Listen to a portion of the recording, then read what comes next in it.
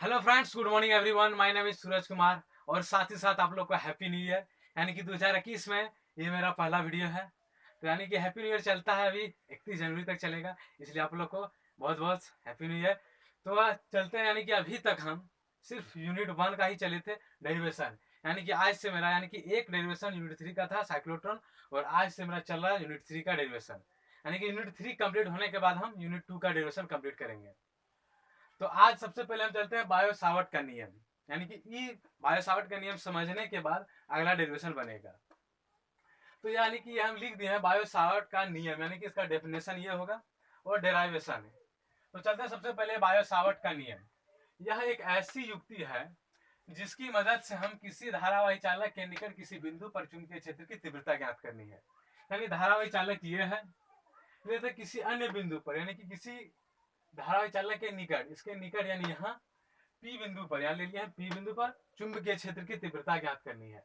यानी आप लोग विद्युत क्षेत्र की तीव्रता जानते होंगे, तो चुंबकीय क्षेत्र की तीव्रता आराम से कर सकते हैं। यानी यूनिट 1 आप लोग अच्छा से समझे होंगे, तो यूनिट 3 आप लोग आराम से समझ सकते हैं। तो एक चीज हम बता देते हैं। सबसे पहले यूनिट 1 में हम बताए होंगे के बराबर 1/4πε0। यहाँ क्या लेंगे, कांस्टेंट के बराबर क्या लेंगे, μ0/4π। यानी एप्सिलॉन जीरो के जगह लेंगे हम μ0। क्योंकि देखिए एप्सिलॉन जीरो क्या, निर्वात की विद्युतशीलता, और μ0 क्या, निर्वात की चुंबकीयशीलता। यूनिट 1 में हमको विद्युत क्षेत्र की तीव्रता निकालनी है और यूनिट 3 में चुंबकीय क्षेत्र की तीव्रता निकालनी है। अगर आप लोग यूनिट 1 अच्छे से समझे होंगे तो यूनिट 3 अच्छे से बना सकते हैं। तो यहाँ लेंगे हम कांस्टेंट क्या लेंगे, μ0/4π। इसको यू नहीं म्यू पढ़ते हैं। तो चलते हैं सबसे पहले एक धारावाही चालक ले लेते हैं। हम लिखे हैं, मान लिया धारावाही चालक ए बी जिससे आई धारा प्रवाहित हो रही है, उसकी वजह से हमें पी बिंदु पर चुंबकीय क्षेत्र की तीव्रता ज्ञात करनी है। तो मान लिया धारावाही चालक ए बी, यहाँ से यहाँ तक धारावाही चालक ए बी है, जिसे हम आई धारा प्रवाहित करने, जिसे डिनोट करके दिखाए हैं कि आई धारा प्रवाहित हो रही है। यहाँ से हमको पी बिंदु यानी कि यहाँ चुंबकीय क्षेत्र की तीव्रता निकालनी है। यहाँ से यहाँ की दूरी क्या है, आर है। यानी कि यहाँ से यहाँ की क्या, थीटा। थीटा बराबर क्या हो जाएगा, 90। यानी कि 90 अभी लेंगे नहीं हम, यहाँ की कौन क्या लिया, थीटा। ये थीटा का मान हम 90 लेंगे अगले डेरिवेशन में।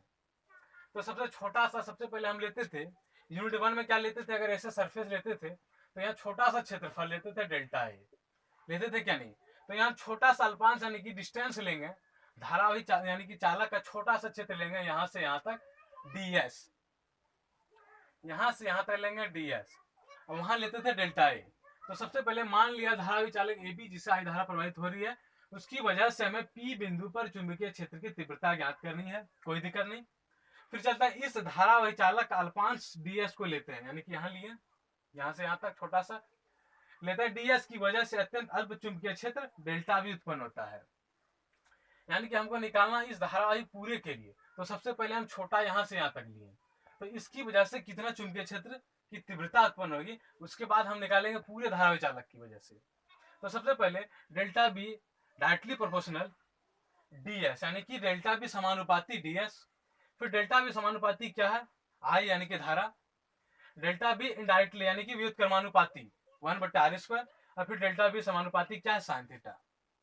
तो डेल्टा बी बराबर क्या बनता है, μ0/4π, यानी कि ये कांस्टेंट हो गया, into I into ds into sine theta, क्योंकि डायरेक्टली यानी कि इनडायरेक्टली ये है r², तो बट्टा हो जाएगा r²। ये डेल्टा बी बराबर क्या होता है, μ0i/4π, यानी कि ये कांस्टेंट इतना इतना हो जाएगा कांस्टेंट, हम के बराबर लिए हैं आई इंटू ds साइन थीटा/r²।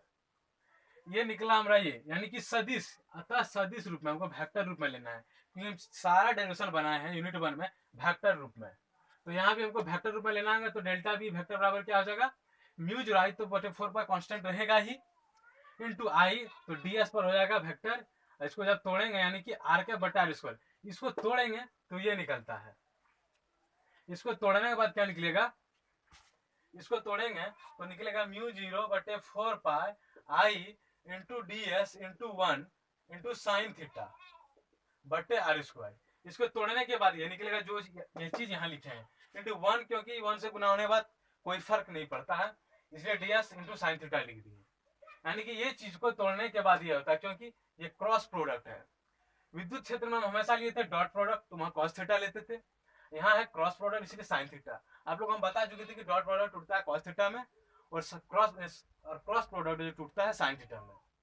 तो सबसे पहले सदिश रूप में लेंगे, अतः सदिश रूप में डेल्टा वी फैक्टर बराबर म्यू जीरो आई बट्टे 4 पाई, ये कांस्टेंट हो गया, into I D S into R cap बट्टा आर स्क्वायर। यहां से यहां तक की दूरी क्या है, आर कैप, यहां से यहां तक वेक्टर दर्शा रहा है ये। अतः संपूर्ण चालक ए बी की वजह से पी बिंदु पर कुल चुंबकीय क्षेत्र, यानी कि हल्का सा यहाँ इतने से हम निकाले चुंबकीय क्षेत्र, यानी डी एस इतना में चुंबकीय क्षेत्र कितना निकलता है, तो इतना निकलता है। अब हमको पूरे धारावी चालक ए से बी तक निकालना है, तो क्या होगा, बी वेक्टर यानी बी टोटल बराबर क्या होगा, इंटीग्रेशन डेल्टा बी वेक्टर, यानी ये चीज हम कर चुके थे यूनिट 1 में, इसलिए इसको पूरा यानी कि बता रहे, ऐसे ऐसे बता रहे हैं। तो चलते हैं, बी वेक्टर बराबर delta B vector integration mu जुलाई बटे, यानी म्यू जुलाई बटे 4 pi into I D S into R का बटा आर स्क्वायर। ये चीज उतारते इतना का मान इतना निकला, यानी कि इसके जगह पर ये पुट कर दिए। यानी कि आप लोग पढ़े होंगे इंटीग्रेशन में, लिमिट इंटीग्रेशन, यानी कि दिया जाता है 0 से 4 पाई, इस तरह का पाई 4 पाई 2 पाई, ऐसे आप लोग इंटर में मैथ में पढ़ चुके होंगे। तो यानी कि हमको लिमिट दिया हुआ कहां से कहां तक, तो ए से बी तक, इसलिए हम लिमिट पुट किए ए से बी तक। यानी यूनिट वहां कोई लिमिट नहीं रहता था, इसलिए वहां लिमिट नहीं पुट करते थे। यानी कि यहाँ लिमिट दिया है ए से बी तक ही हमको निकालना है, तो लिमिट दे दिया ए से बी तक म्यू जीरो आई बटे 4 pi into D S R क्या बटे आर स्क्वायर। यानी बी टोटल बराबर जब तोड़ेंगे तो क्या हो जाएगा, ये क्या म्यू जीरो बटे 4 पाई क्या कांस्टेंट है के बराबर, ये बाहर हो जाएगा, into D S into R क्या बटे आर स्क्वायर, ये हो गया टोटल बी टोटल। यानी कि बायो सावर्ट का नियम यही कहता है, बी टोटल बराबर म्यू जीरो बटे 4 पाई ए से बी तक integration into D S into R का बटा आर स्क्वायर।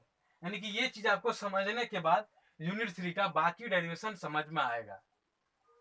तो यानी कि आप लोग इसको याद कर लें, बायो सावर्ट का नियम, ये याद करने के बाद ही दूसरा डेरिवेशन बनेगा। यानी कि इसी के साथ ये वीडियो समाप्त होता है, और मैं अगला डेरिवेशन यानी कि इसी पर आधारित यूनिट 3 का और आएगा। इसी के साथ थैंक यू।